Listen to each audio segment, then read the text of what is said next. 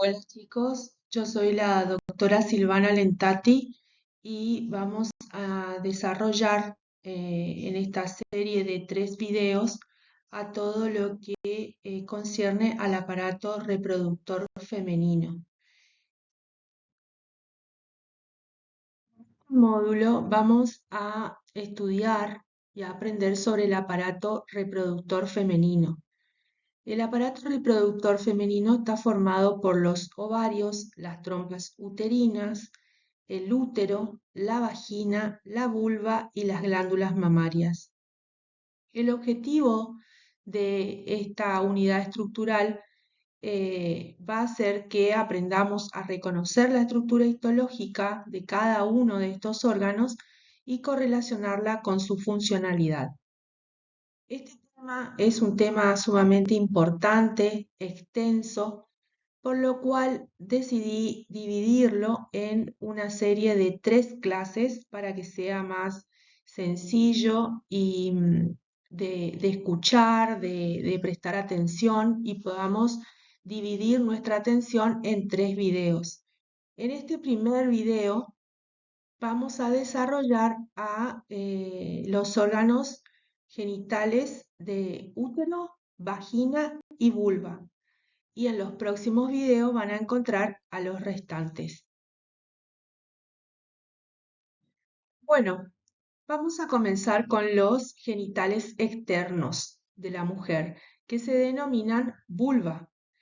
La vulva está formada por el monte de Venus, que es una prominencia redondeada que vemos aquí. También está formada por los labios mayores que delimitan por fuera a la vulva. Por dentro tenemos a un par más pequeño de repliegues que son denominados labios menores. Entre ellos queda el vestíbulo y en este extremo superior encontramos al clítoris. Comenzando con el monte de Venus, que describimos como una prominencia redondeada que está ubicada sobre la sínfisis pubiana, está formada por tejido adiposo y revestido por piel con abundantes estructuras pilosas y sebáceas. Los labios mayores que delimitan a la vulva son 2 repliegues cutáneos. Están revestidos por epitelio plano. En su cara externa es de tipo queratinizado, con abundantes estructuras pilosas, y en su cara interna está revestido por epitelio plano no queratinizado y carece de estructuras pilosas. El eje, el centro de los labios mayores, está conformado por tejido adiposo, tejido conjuntivo, una delgada capa de músculo liso y contiene abundantes estructuras sebáceas y sudoríparas. Los labios menores son repliegues cutáneos también, pares, que delimitan el vestíbulo a ambos lados. Pliegues cutáneos carecen de pelo en ambas caras y están revestidos por epitelio plano estratificado no queratinizado pigmentado. El eje de los labios menores está formado por tejido conjuntivo que contiene abundantes estructuras glandulares de tipo sebácea, contiene abundantes vasos sanguíneos y frecuentes fibras elásticas. Aquí no observamos la presencia de tejido adiposo. El clítoris, a su vez, que está en la porción más anterior de la vulva, también está conformado por tejido conjuntivo, al igual que los labios menores muy vascularizados, que a nivel del clítoris conforman 2 cuerpos unidos que se llaman cuerpos cavernosos. Contienen abundantes estructuras o terminaciones nerviosas sensitivas y están revestidas por una piel muy fina, muy delgada, no queratinizada, y estas son las estructuras eréctiles de la vulva. vestíbulo, hendidura que está situada entre los labios menores. El está revestido por epitelio plano, estratificado, no queratinizado, al igual que los labios menores. En el vestíbulo desembocan varias glándulas de tipo mucosecretante que son las encargadas de lubricar la zona.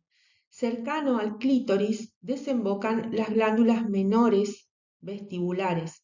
Alrededor de la uretra desembocan otras pequeñas glándulas denominadas glándulas de Skene y a ambos lados del orificio vaginal externo o introito se hallan unas glándulas de mayor tamaño denominadas glándulas de Bartholin, que son las glándulas mayores, todas de secreción mucosa y con la misma función.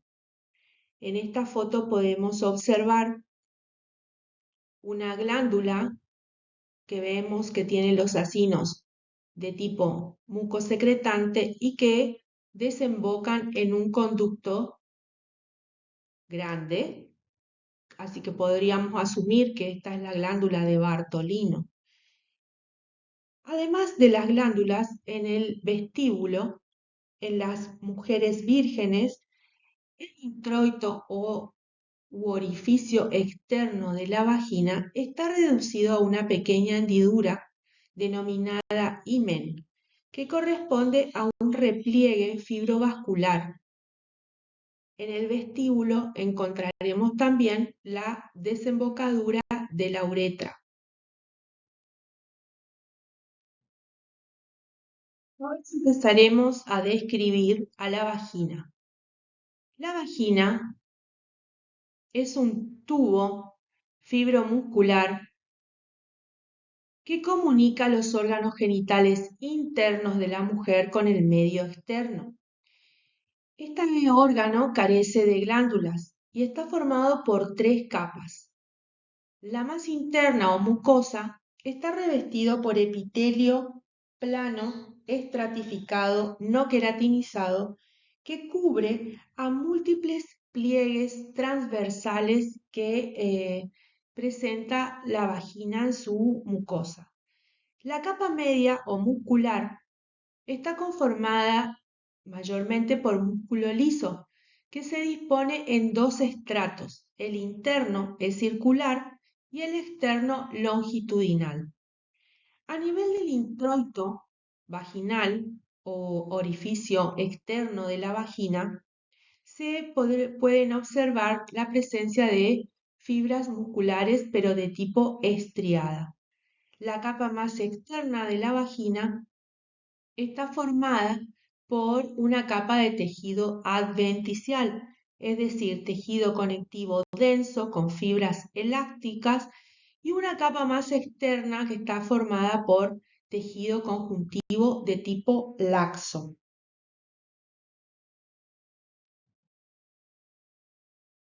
Como dijimos en la diapositiva anterior, la vagina está revestida en su capa mucosa por epitelio escamoso no queratinizado. Este epitelio tiene un grosor variable que es más importante durante la vida fértil de la mujer, ya que éste sufre modificaciones por influencia hormonal. Es decir, que fuera del periodo fértil es más delgado y en el periodo fértil es más grueso. ¿Por qué? Porque está compuesto por células que acumulan glucógeno en la superficie. El epitelio está conformado por varias capas de células. La capa más basal se denomina capa de células basales. Está conformado por una capa de células cilíndricas con un alto radio nucleocitoplasma. Hacia la superficie lo sigue una capa de células denominadas parabasales. Estas son también cilíndricas, acúbicas, con un alto radio nucleocitoplasma. Arriba de esta capa vamos a encontrar a una capa de células que se denominan células intermedias. Son varias capas en realidad. Y estas células son intermedias en su tamaño entre las células basales y parabasales y las que veremos hacia la superficie. Por eso reciben el nombre de intermedias. Y ya en su citoplasma podemos observar la presencia de glucógeno, lo que le da un tinte más pálido. Hacia la superficie vamos a encontrar, valga la redundancia, a las células superficiales. Estas células ocupan todo el grosor que resta del epitelio, son múltiples capas de células aplanadas con abundante citoplasma y núcleo pequeño, como podemos ver en la microfotografía del extendido de Papa Nicolau que puse para que puedan ver las células con mayor detalle. Entonces el citoplasma es amplio, los núcleos son pequeños y el citoplasma se tiñe pálidamente debido al contenido de glucógeno en él, que se estudia en un extendido o en un frotis vaginal, cérvico-vaginal, en un Papa Nicolau. Bueno, ahora vamos a pasar al siguiente órgano que describiremos en este video, que es el útero. El útero o matriz es un órgano hueco que tiene forma de pera que recibe a las trompas uterinas y se abre hacia la vagina a través del canal cervical. La función del útero es recibir y alojar al producto de la concepción. El útero tiene dos porciones. Hacia arriba está el cuerpo uterino y hacia abajo un canal más estrecho que se denomina cuello uterino.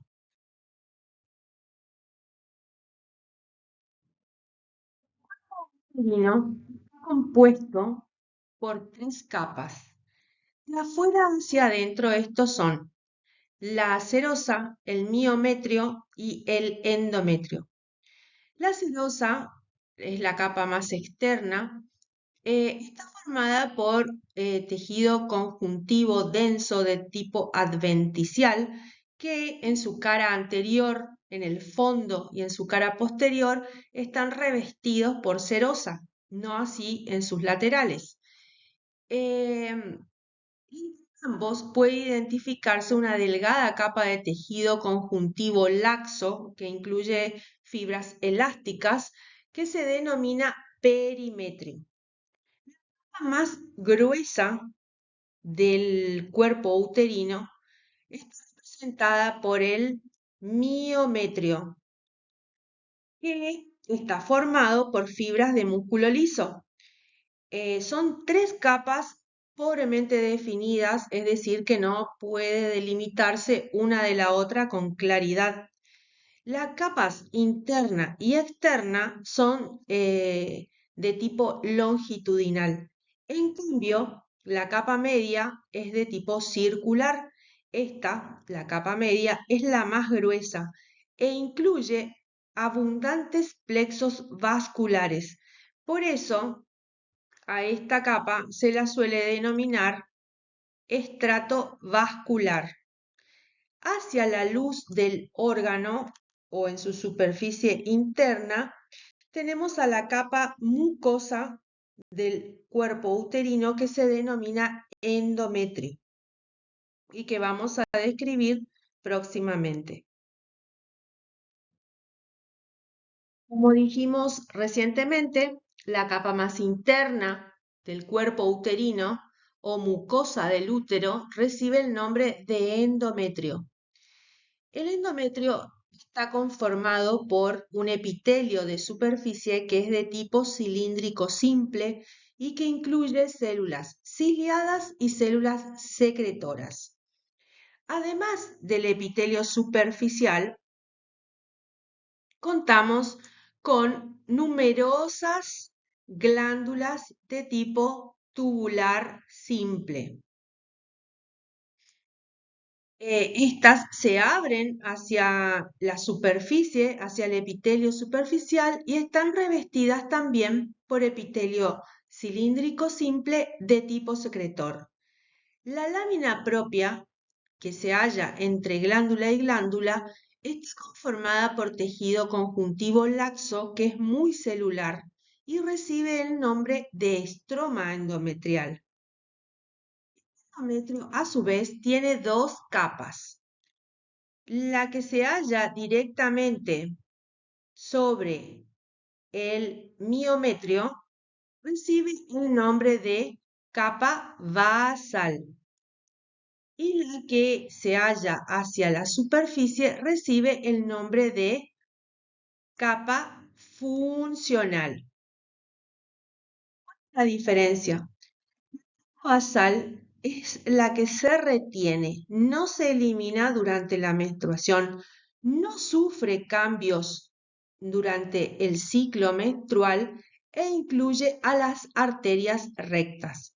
En cambio, la capa funcional, que es la más gruesa, sufre sí los cambios hormonales durante el ciclo menstrual, es decir, que no se ve de igual manera en las distintas etapas del ciclo. Esta sí se elimina durante la menstruación e incluye la vascularización a través de las arteriolas o arterias en espiral. Bueno, ¿y a qué denominamos ciclo menstrual? Esta, esta parte vamos a relacionar con el video en el que estudiemos ovario. El ciclo menstrual, que son los cambios que sufre el endometrio, está en estrecha relación con los cambios que van ocurriendo en el ovario. El ciclo menstrual es un ciclo de 28 días. Como su nombre lo indica, se repite y comienza aproximadamente en la vida de la mujer entre los 12 a 15 años, momento que se denomina menarca o primer ciclo menstrual, y finaliza a los 45-50 años de edad, momento que se denomina menopausia. El ciclo menstrual está regulado principalmente por dos hormonas que se producen en el ovario. Estas hormonas son el estrógeno y la progesterona, que estimulan los cambios que van a ocurrir y que vamos a ver en el endometrio. El ciclo tiene tres fases. La fase menstrual dura entre 1, 3, 4 días de manera normal, siendo este el primer día del ciclo. La fase proliferativa también recibe el nombre de fase folicular o de fase estrogénica, transcurre de los días 5 a 14 del ciclo. Y esta fase se denomina proliferativa porque el endometrio prolifera durante ella y se llama folicular porque ocurre al mismo tiempo que ocurre el desarrollo folicular en el ovario, y estrogénica porque está bajo la influencia de esta hormona. El día 14 aproximadamente del ciclo ocurre la ovulación. Posteriormente a esto comienza la fase secretora o tercera fase, que también se denomina fase lútea o fase progestacional. Esta va del día 15 al día 28. Se llama fase secretora por los cambios que vamos a observar que ocurren en la mucosa endometrial. Se llama fase lútea porque es el folículo lúteo el que está presente en el ovario al final del desarrollo folicular. Y se llama progestacional porque es la progesterona la hormona que rige esta fase del ciclo. Durante la fase proliferativa, la segunda fase, la que ocurre después de la menstruación, habíamos dicho que la capa basal no se perdía, que quedaba. La capa basal es la que está adosada al miometrio y es la encargada de regenerar a la capa funcional. Esta regeneración o proliferación del endometrio es lo que ocurre en esta fase posterior a la fase menstrual. Transcurre, como dijimos, entre los días 5 a 14 del ciclo y el endometrio alcanza un grosor de aproximadamente 3 milímetros. Mientras esto ocurre en el endometrio, en el ovario está ocurriendo la maduración folicular con secreción de estrógenos, que son los que regulan el crecimiento del endometrio en esta fase, por lo que también se suele denominar a esta fase folicular o estrogénica. ¿Cómo se ve, cómo se observa en el microscopio que estamos durante esta fase del ciclo menstrual? Las células que constituyen el epitelio glandular se dividen rápidamente y reconstruyen las glándulas que habíamos perdido durante la menstruación. Las glándulas se reconstituyen, se elongan desde abajo hacia arriba por división de sus células epiteliales. Las células del estroma endometrial también se dividen y aumenta su cantidad y su número. Las arterias espiraladas se elongan y crecen también en la lámina propia. ¿Cómo vamos a observar esto en el microscopio y cómo ustedes van a describir a un endometrio que se encuentra en fase proliferativa? Pues bueno, las glándulas del endometrio son rectas, tienen forma tubular. Si ustedes observan un corte de las mismas, son redondeadas las glándulas y las luces. El epitelio es cilíndrico, simple o pseudoestratificado. Es muy común encontrar mitosis dentro del epitelio y el estroma es densamente celular. También aquí encontramos numerosas mitosis. Tanto el estroma como las glándulas se están dividiendo, proliferando y aumentando así el grosor de la capa endometrial durante esta fase. Bueno, en el día 14 ocurre la ovulación y empieza allí a mandar, a dar órdenes la progesterona, porque en el ovario se está produciendo esta hormona. ¿Y qué ocurre en el endometrio al mismo tiempo? Pues bueno, la progesterona le da la orden al endometrio de que se prepare para una posible implantación del huevo cigoto. La progesterona está producida por el cuerpo lúteo. Esta fase, la fase secretora, comienza después de la ovulación y va del día 15 al 28. Aquí se engrosa más aún el endometrio, alcanzando hasta los 5 a 6 milímetros de espesor. ¿Qué ocurre? La progesterona eh, indica al epitelio glandular que comience a acumular y a secretar glucógeno. En esta fase no hay proliferación celular como en la anterior, pero sí el epitelio glandular se llena de glucógeno. A su vez, el estroma sufre un proceso denominado desidualización. Las células del estroma también se llenan de glucógeno y aumentan de tamaño. A su vez, las arterias del estroma se elongan y espiralan.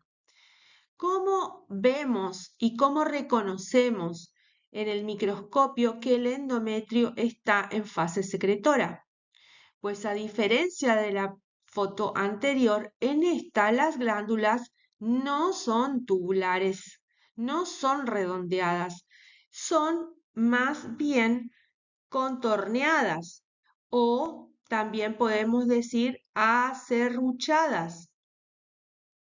Si vemos un corte transversal de las mismas, vamos a ver que tienen mayor cantidad de luz que las anteriores, que en su interior incluyen secreción eosinofílica. Si observamos a mayor aumento, veríamos que las células del epitelio tienen un citoplasma amplio, claro, lleno de de glucógeno, perdón.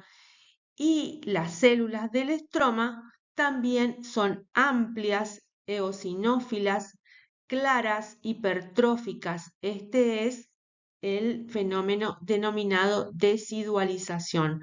A su vez, el estroma está edematoso con sus vasos sanguíneos, están dilatados, ectásicos, con abundantes glóbulos rojos en su luz.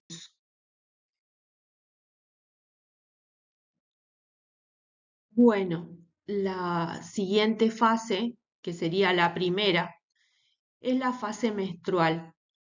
Si la fertilización no ocurre, el cuerpo lúteo del ovario deja de secretar progesterona después de 14 días. Así, la progesterona y el estrógeno disminuye. Ambos causan constricción de las arterias espiraladas. Por lo tanto, el endometrio deja de recibir el flujo sanguíneo que necesita para su vitalidad y ocurre isquemia. Isquemia es la falta de oxígeno. Entonces ocurre isquemia en la capa funcional del endometrio. Esto provoca que el tejido no vital se desprenda, acompañado de la sangre proveniente de las arterias espiraladas. Esto entonces ocurre cuando no hay fertilización. Pero ¿qué pasa si sí hay fertilización? Si sí ocurre la fecundación. Pues ahí entramos en una fase que se denomina fase grávida. Las células que constituyen el epitelio glandular secretaron, secretaron todo su glucógeno hacia la luz. Las luces de las glándulas están dilatadas y tienen abundante material eosinofílico en su luz. Por otra parte, las células estromales aumentan más aún su tamaño porque acumulan gran cantidad de glucógeno, conformando la decidua, que va a ser parte de la placenta.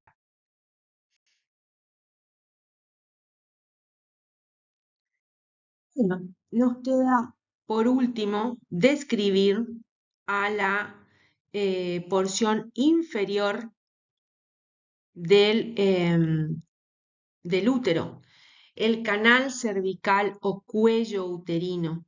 Esta porción es más angosta, tiene una forma, como dijimos, de canal y comunica la cavidad del cuerpo uterino con la vagina. La unión del cuerpo uterino, de la cavidad del cuerpo uterino con la entrada al cuello uterino se denomina istmo y es allí donde encontramos el orificio cervical interno. Y el lugar donde el cuello uterino desemboca en la vagina es denominado orificio cervical externo. El cuello uterino también está formado por 3 capas. Vamos a ir otra vez de afuera hacia adentro. La capa más externa está rodeada por adventicia en su mayor parte. La capa media se denomina miocervix y está formado por tejido conjuntivo que contiene numerosas fibras elásticas mezcladas con fibras musculares lisas. Y bueno, tiene una capa interna o mucosa del cuello uterino. Aquí tenemos que distinguir dos sectores. El que está dentro del canal se llama endocervix, endo de adentro, endocervix, y su mucosa está conformada por un epitelio cilíndrico simple, pero de tipo mucosecretante, es decir, que secreta moco. Y por debajo de él incluye hendiduras glandulares ramificadas grandes que están revestidas por el mismo tipo de epitelio. Eso en el endocervix o canal endocervical. Por fuera, hacia donde el cuello uterino se abre a la vagina, encontramos al exocervix o ectocervix. Esta es la porción entonces del cuello uterino que se proyecta hacia la luz de la vagina, constituido por epitelio escamoso estratificado no queratinizado, muy diferente al que recién describimos, muy diferente uno al otro. El epitelio del cervix es similar al epitelio de la vagina y carece, no tiene glándulas.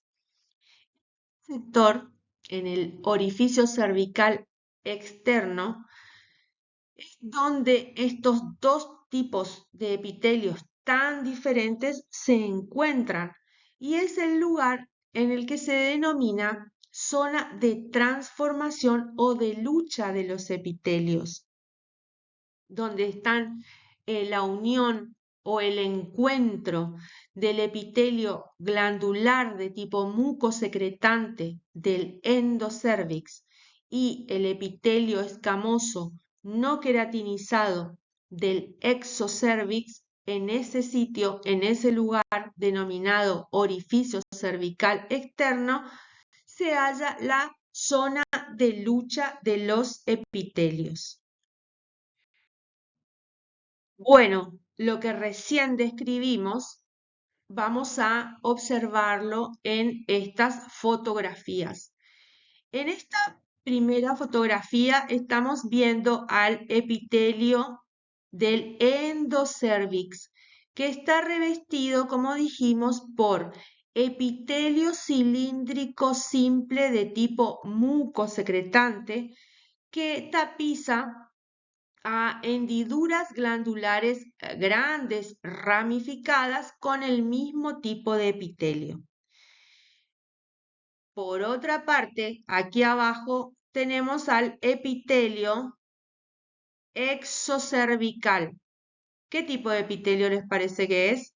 Es un epitelio plano estratificado o escamoso no queratinizado. El sitio donde ellos se unen, denominado orificio cervical externo, se halla la zona de transformación o de lucha de los epitelios. Aquí lo podemos ver a mayor aumento y aquí en una fotografía un poco más panorámica a menor aumento. ¿Por qué es importante este epitelio? Esta zona, porque en esta zona y en cada lugar donde ustedes se encuentren en una zona de transformación, el epitelio está sometido a injuria o a daño de algún tipo. Y este sitio es más favorable para el desarrollo de tumores o cánceres. Por eso es importante. Por eso es importante conocerlo y por eso es importante estudiarlo. ¿Cómo lo estudiamos? Lo estudiamos a través del frotis de Papa Nicolau, del frotis cérvico-vaginal que le mostré hace un rato cómo es en forma normal y es lo que se estudia en el Papa Nicolau. No quiero dejar pasar esta oportunidad para que ustedes observen un extendido normal de cervix y vagina, donde observamos células superficiales y células intermedias. Las superficiales son más eosinófilas, las intermedias son un poquito más basófilas, con núcleos pequeños, ambas. Esto es lo normal en un extendido cérvico-vaginal de una mujer en edad fértil, que cuando sufre alteraciones preneoplásicas, sufren variaciones en su morfología, que son las que estudiamos en el Papa Nicolau, buscando diagnosticar de forma temprana el cáncer de cuello uterino. Quería dejarles esta foto para que observen las diferencias y qué es lo que buscamos cuando miramos un Papa Nicolau en el microscopio. Bueno, eso es todo. Los espero en el próximo video en el que vamos a estar desarrollando los temas que nos faltan. Hasta luego.